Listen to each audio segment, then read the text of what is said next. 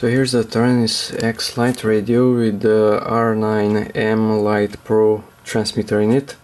Okay, and when I power it on, I get this failsafe warning, failsafe not set. So let's see how to get rid of this message. So press the joystick. Now long press the joystick to the right.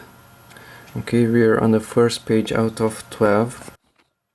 Now let's go to the second one, so to the right. Push it up to get to the bottom of the list and failsafe not set. So that failsafe is at my external radio frequency R9M Lite thing, and failsafe is here. So press the joystick on that one and set it, let's say, to no pulses. Accept it. Now exit with the lower button. Okay, and it turns off quickly because it's modified. And when I power it on, it's not showing that failsafe message anymore.